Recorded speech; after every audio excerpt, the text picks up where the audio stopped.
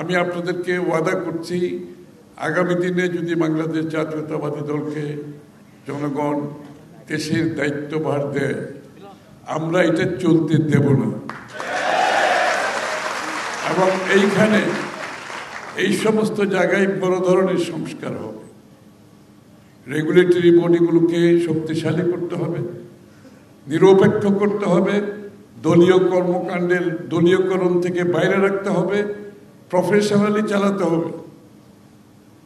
এটার সাথে বাংলাদেশের অর্থনীতি জড়িত, জনগণের স্বার্থ জড়িত, শেয়ার হোল্ডারের স্বার্থ জড়িত, কর্মচারীদের স্বার্থ জড়িত, বিনিয়োগকারীদের স্বার্থ জড়িত। আমাদেরকে এগুলো মাথায় রাখতে হবে, কারণ এই জায়গাটায় যদি সত্যিকার অর্থে সুশৃঙ্খলতা না থাকে, ডিসিপ্লিন না থাকে, তাহলে বাংলাদেশকে অর্থনীতি সত্যিকার অর্থে এগিয়ে দিয়ে যাওয়ার কোনো সম্ভাবনা নেই। আপনারা ভেবে দেখুন, যারা বীমা করেছে ইন্স্যুরেন্স কোম্পানির সাথে এবং তাদের মৃত্যু হয়েছে কিংবা ক্লেম হয়েছে, ইন্স্যুরেন্স কোম্পানি কিন্তু টাকা ফেরত দিতে পারছে না। অনেক ইন্স্যুরেন্স কোম্পানি, 20টারও অধিক কোম্পানি এরকমই হবে, তাই না? না, টাকা দিতে পারছে না, এরকম 20টার অধিক হবে। টাকা ফেরত দিতে পারছে না, ক্লেমের টাকা। একটা মানুষ যখন একটা ইন্স্যুরেন্স করে, এটা তার সিকিউরিটির জন্য করে, তার নিরাপত্তা, জীবনের নিরাপত্তা, অর্থনৈতিক নিরাপত্তা, তার পরিবারের নিরাপত্তার জন্য ইন্স্যুরেন্স করে। এটা কিন্তু অনেক বড় বিষয়, কিন্তু অনেক বড় বিষয়। সারা জীবনে তার আয় থেকে একটি অংশ সে প্রিমিয়াম দিয়েছে তার অর্থনৈতিক নিরাপত্তার জন্য, তার জীবনের নিরাপত্তার জন্য, তার পরিবারের নিরাপত্তার জন্য।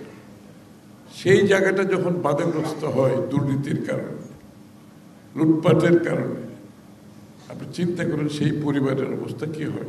ব্যাংক থেকে এই যে মালিকরা টাকা নিয়ে যাওয়া, ইন্স্যুরেন্স কোম্পানি থেকে বিভিন্ন আবার টাকা বের করা, এই সংস্কৃতিটা পরিপূর্ণভাবে চলেছে বিগত দিনগুলোতে।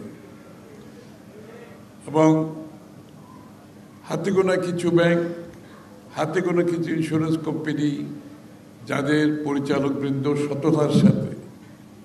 সততার সাথে পরিচালনা করেছে, তার মধ্যে পপুলার ইন্স্যুরেন্স সেক্টর।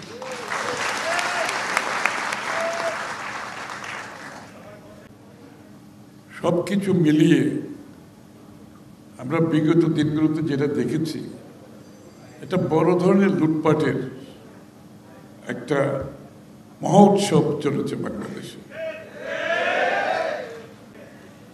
একটা কোম্পানির একটি সৎ পরিচালক পরিষদ থাকা কত যে গুরুত্বপূর্ণ, এই কোম্পানির জন্য এটা বলার অপেক্ষা রাখে। যারা ব্যাংক থেকে টাকা নিয়ে গেছে, ইন্স্যুরেন্স থেকে টাকা নিয়ে গেছে, বিভিন্নভাবে টাকা নিয়ে গেছে, এই কোম্পানিগুলো কিন্তু শেষ হয়ে গেছে।